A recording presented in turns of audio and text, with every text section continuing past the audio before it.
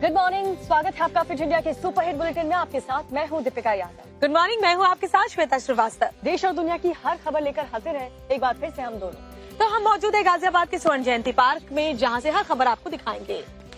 कहते हैं बीजेपी नेता नवनीत राणा की, जो अपने बयानों को लेकर अक्सर सुर्खियों में रहती है और एक बार फिर से उनका बयान सोशल मीडिया पर वायरल है। और इस वीडियो में आप देख पाएंगे कि जो नवनीत राणा है वो ओवैसी ब्रदर्स को चुनौती देती हुई नजर आ रही है। देखिए इस रिपोर्ट।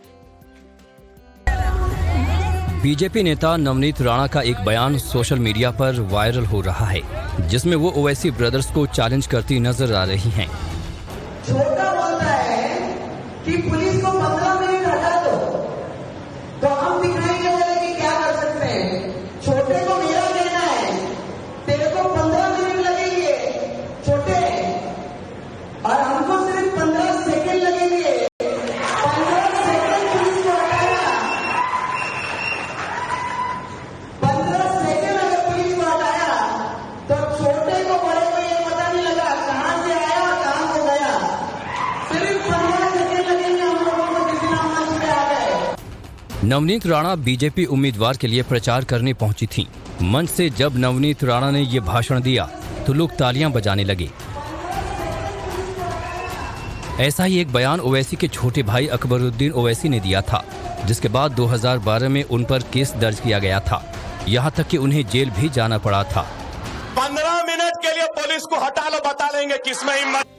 तो नवनीत राणा के बयान को आपने सुना। अब आपको बीजेपी नेता टी राजा सिंह के बयान के बारे में सुनाते हैं, जिसमें वो फारूक अब्दुल्ला पर खरी खोटी बयानबाजी करते हुए नजर आए। तो आखिर ऐसा क्या कहा था फारूक अब्दुल्ला ने, जिस पर टी राजा को इतना गुस्सा आया? देखिए रिपोर्ट। पाकिस्तान के समर्थन में फारूक अब्दुल्ला के दिए बयान पर अब बीजेपी नेता टी राजा ने पलटवार किया है। उन्होंने कहा कि पीओके भारत का हिस्सा था और भारत का ही रहेगा। फारूक अब्दुल्ला को मैं कहना चाहूंगा कि ये जो तुम्हारे मन में जो पाकिस्तान के प्रति जो प्रेम है ना, ये प्रेम ज्यादा दिन तक टिकने वाला नहीं है। राजनाथ सिंह जी ने बहुत अच्छी बात कही, पीओके हमारा था, हमारा है, हमारा रहेगा और हम पीओके को लेकर रहेंगे। तो ये फारूक अब्दुल्ला कहता है कि पाकिस्तान के पास एटम बम है। अरे पाकिस्तान के पास एटम बम है, लेकिन फोड़ने की उनमें दम्मत नहीं है, उनमें। स्पीच के दौरान टी राजा ने कहा कि पाकिस्तान को सबक सिखाने के लिए भारत की जेलों में बंद कैदी ही काफी हैं। फारूक अब्दुल्ला को कहना चाहूंगा, अरे जितनी पाकिस्तान में जनसंख्या है ना, उससे ज्यादा तो भारत में कैदी है।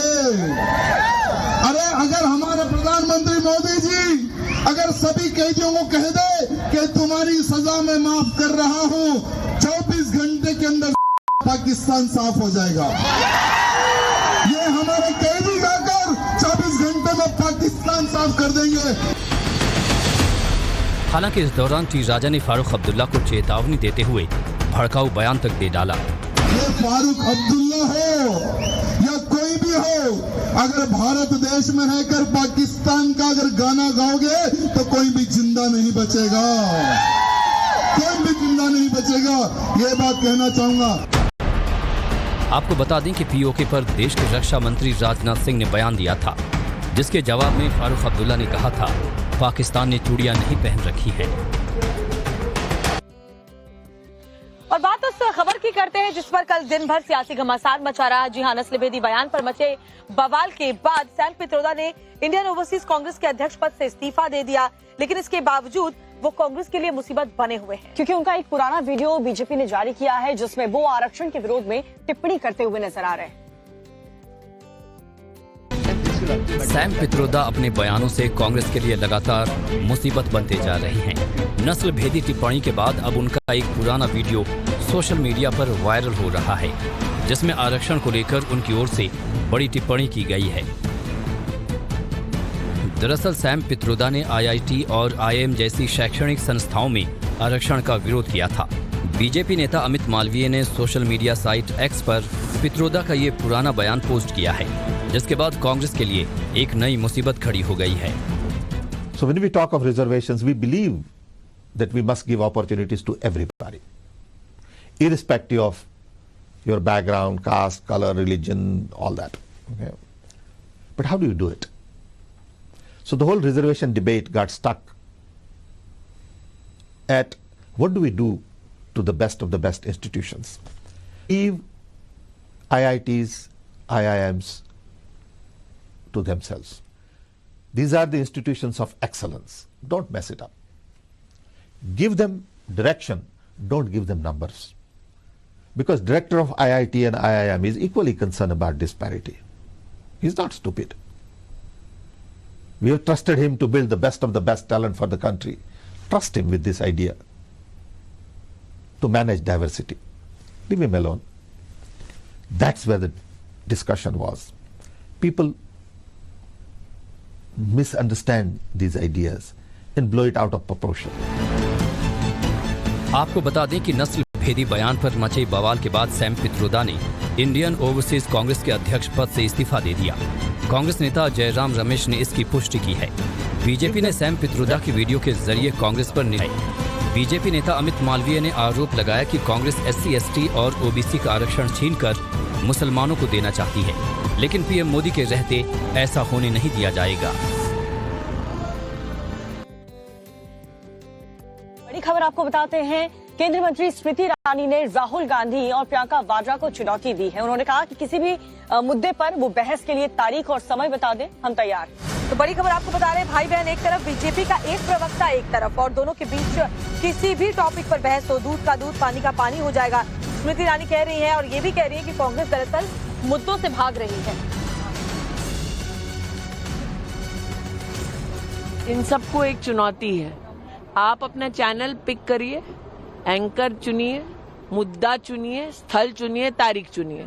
दोनों भाई बहन एक तरफ और भाजपा के एक प्रवक्ता एक तरफ। दूध का दूध पानी का पानी वहीं हो जाएगा किसमें कितना दम है। मुद्दों से खुद कांग्रेस पार्टी भाग रही है। अगर मुद्दों पर बात करने का दम है, पुनः कहती हूँ, चैनल बताएं, रिपोर्टर बताएं, स्थल बताएं, तारीख बताएं, मुद्दा बताएं। से कैश बरामद हुआ है, 45 लाख रुपए कैश बरामद किया है। जी, एसएसटी की टीम ने चेकिंग के दौरान ये कैश बरामद किया। आयकर विभाग को इसकी जानकारी भी दे दी गई है। अब पूछताछ की जा रही है कितना कैश कहां इस्तेमाल होने के लिए जा रहा था। जाहिर तौर पर लोकसभा चुनाव के बीच कैश की बरामदगी सबसे पहले यही सवाल उठाती है कि चुनाव के लिए कहीं इस कैश का इस्तेमाल तो नहीं किया जाना था, और ऐसे में पूछताछ जारी है।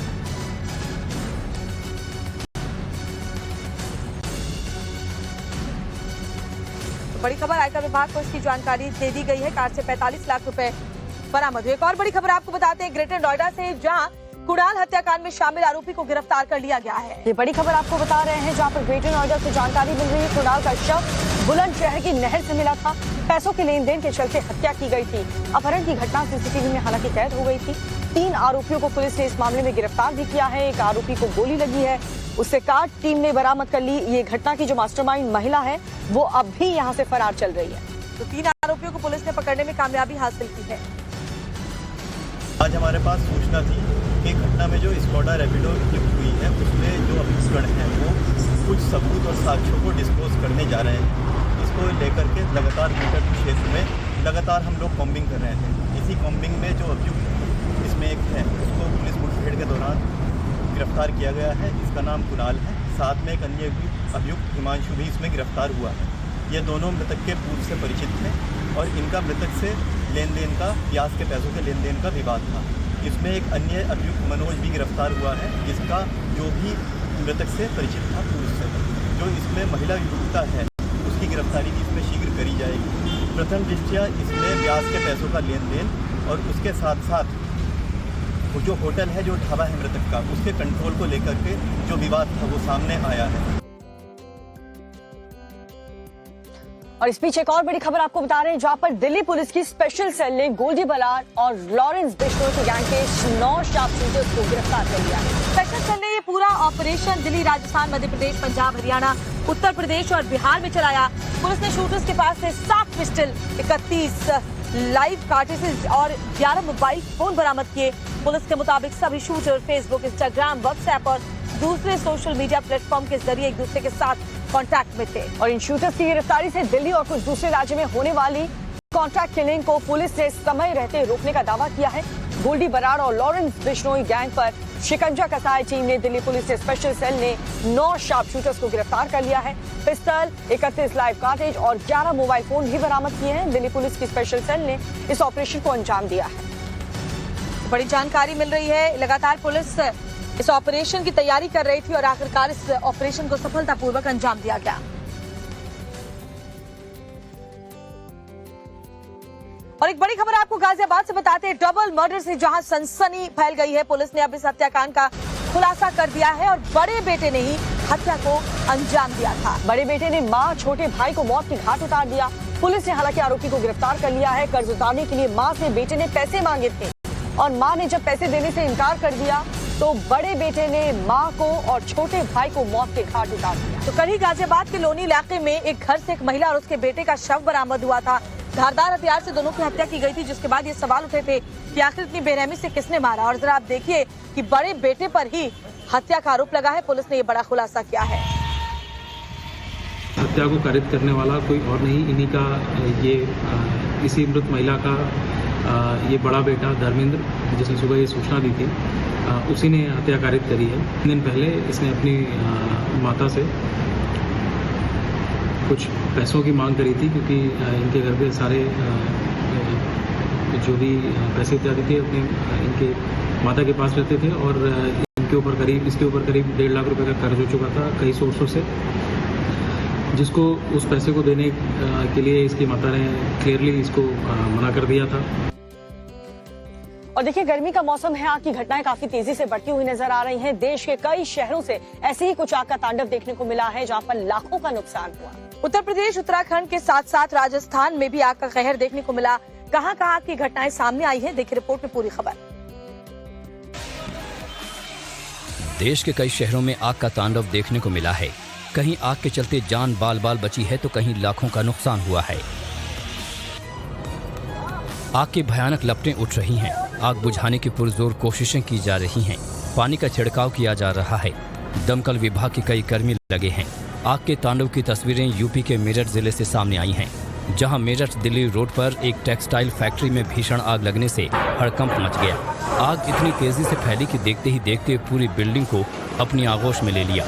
मौके पर पहुंचे फायर फाइटर्स के 12 से ज्यादा कर्मियों ने 3 घंटों की कड़ी मशक्कत के बाद आग पर काबू पाया। फैक्ट्री में आग शॉर्ट सर्किट के कारण लगी। भरे बाजार में आग की लपटें धधक रही हैं। धुएं का गुबार उठ रहा है। अफरा तफरी मची है। भयावह आग की तस्वीरें उत्तराखंड के हरिद्वार से सामने आई हैं, जहां हर की पैड़ी के पास एक होटल में आग लगने से अफरा तफरी मच गई। सूचना पर हर की पैड़ी पुलिस चौकी से एक टीम मौके पर पहुंची और भीड़ को नियंत्रित करते हुए किनारे किया। दमकल टीम को मौके पर बुलाया गया है, लेकिन तब तक होटल में लगी आग इतनी विकराल रूप ले चुकी थी कि आसपास की दुकानों में आग फैलने का डर होने लगा। भीड़ और अतिक्रमण के चलते दमकल टीम को मौके पर पहुंचने में थोड़ी मशक्कत पेश आई, लेकिन ट्रैफिक को कुछ घंटों के लिए रोककर फायर फाइटर्स की टीम ने जैसे तैसे आग पर काबू पाया। लेकिन इस अग्निकांड में होटल जलकर स्वाहा हो गया। रेलवे ट्रैक पर अफरा तफरी मची है। लोग इधर उधर भाग रहे हैं। भगदड़ का मंजर है। जान बचाने के लिए लोग ट्रेन से बाहर भागते दिख रहे हैं। दौसा के भांगरी स्टेशन पर ट्रेन में लगी आग से हाहाकार मच गया। लोग ट्रेन से बाहर भागने लगे। आग लखनऊ अहमदाबाद एक्सप्रेस ट्रेन में लगी। करीब 15 मिनट तक ट्रेन से आग का धुआं उठता रहा, जिसके चलते ट्रेन के अंदर मौजूद यात्रियों में हड़कंप मच गया। रेलवे स्टाफ तुरंत एक्शन में आया और आग को बुझाया गया। ट्रेन के व्हील में ब्रेक लॉक होने से आग लगने की बात सामने आई है। कोटा के कसार इलाके में एक प्लाई फैक्ट्री में आग लग गई। फैक्ट्री में लगे बॉयलर में से आग की चिंगारी निकलकर पास ही पड़े लकड़ी के टुकड़ों और प्लाई में जा गिरी, जिसके बाद आग ऐसी भड़की कि विकराल रूप ले लिया। फैक्ट्री में काम कर रहे मजदूरों में हड़कंप मच गया। आग की सूचना पर पुलिस और दमकल विभाग की 3 गाड़ियां मौके पर पहुंची और आग पर काबू पाया। खबर अब मध्य प्रदेश के जबलपुर से आपको दे रहे हैं। यूपी के कन्नौज में सड़क हादसा हुआ है। दर्दनाक सड़क हादसे में बताया जा रहा है 2 लोगों की मौत हो गई। आगरा लखनऊ एक्सप्रेसवे पर ये हादसा हुआ। दर्दनाक हादसे में बस सवार 27 यात्री घायल हो चुके हैं। सभी घायलों को फिलहाल अस्पताल में भर्ती करवा दिया गया है। इलाज उनका जारी है। बिहार से दिल्ली जाने के दौरान ये भीषण हादसा हुआ। उत्तर प्रदेश के कन्नौज में ये सड़क हादसा हुआ।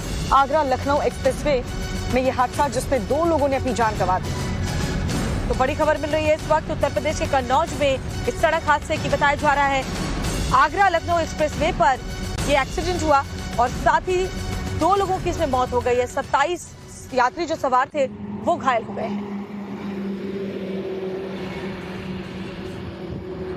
तो बड़ी जानकारी इस वक्त जो मिल रही है, बताया जा रहा है कि तेज रफ्तार की वजह से ये हादसा हुआ और साथ ही साथ 27 यात्री इसमें घायल हो गए हैं। और अब बहराइच की खबर आपको बताते हैं, जहां पुलिस ने एक एक्शन लिया और एक्शन कुछ ऐसा था जिसने भी देखा वो दंग रह गया। आइए दिखाते हैं आपको पूरी खबर है क्या। हरे हरे करारे करारे 500 के नोटों के बंडल देख दंग रह जाएंगे।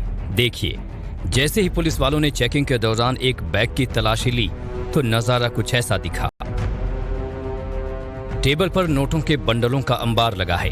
यहाँ 500 रुपए, 200 रुपए और 100 रुपयों की गड्डियां पड़ी हैं, जिन्हें गिनने के बाद बैग में भरा जा रहा है। जबकि यहाँ तैनात एक पुलिसकर्मी बैग में भरे जा रहे रुपयों का पूरा हिसाब किताब देख रहा है।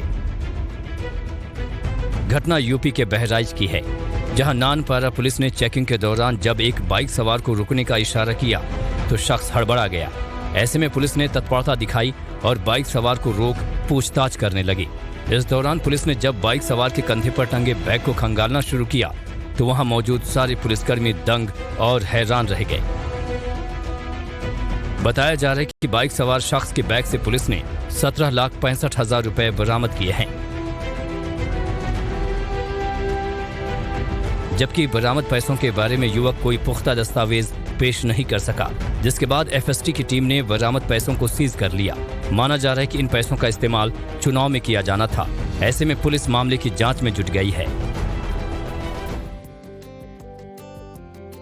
और उत्तराखंड के जंगलों में भीषण आग लगी है और उस पर काबू पाने के लिए राज्य सरकार की तरफ से पूरी कोशिश की जा रही है। युद्ध स्तर पर प्रयास किया जा रहा है। खुद मुख्यमंत्री धामी इस पर मॉनिटरिंग कर रहे हैं। तो इसी कड़ी में सीएम धामी ने ग्राउंड पर जाकर के हालात का जायजा लिया। अधिकारियों को दिशा निर्देश भी उन्होंने जारी किए। देखिए रिपोर्ट। एक मिनट आप लोगों को इतना बताने की आवश्यकता क्यों पड़े? इतना क्यों चर्चा कर रहे हैं हम कि जो है कि ऐसे होगा वैसे होगा? एक बात बोल दी, देखो टाइम हम लोगों का कितना महत्वपूर्ण होता है। उत्तराखंड के जंगलों में लगातार आग लगने की घटनाओं को लेकर मुख्यमंत्री पुष्कर सिंह धामी एक्शन मोड में आ गए हैं। सीएम धामी आग की घटनाओं को रोकने के लिए की जा रही व्यवस्थाओं का जायजा लेने के लिए रुद्रप्रयाग पहुंचे। उन्होंने अधिकारियों के साथ बैठक की। सीएम ग्राउंड जीरो पर पहुंचे और जंगल में बिखरी हुई पीरुल की पत्तियों को एकत्र कर जन जन को इसके साथ जोड़ने का संदेश दिया। उन्होंने कहा कि पीरुल की सूखी पत्तियां जंगलों में आग का सबसे बड़ा कारण है। राज्य की जनता से अनुरोध करते हुए उन्होंने कहा कि आसपास के जंगलों को बचाने के लिए युवक मंगल दल, महिला मंगल दल और स्वयं सहायता समूहों के साथ मिलकर बड़े स्तर पर इसे अभियान के रूप में चलाया जाए। जंगल में आग लगने की बढ़ती घटनाओं को देखते हुए मुख्यमंत्री धामी लगातार अधिकारियों से संपर्क में बने हुए हैं। फीडबैक लेने के बाद ही अफसरों और वन कर्मियों को आवश्यक दिशा निर्देश दे रहे हैं। तो उधर बाबा केदारनाथ के कपाट खुलने पर 4 धाम यात्रा शुरू हो चुकी है, जिसके चलते राज्य में सुलग रहे जंगलों को रोकने के काम को और तेज किया जा रहा है। हर बात बातों को और चलिए वक्त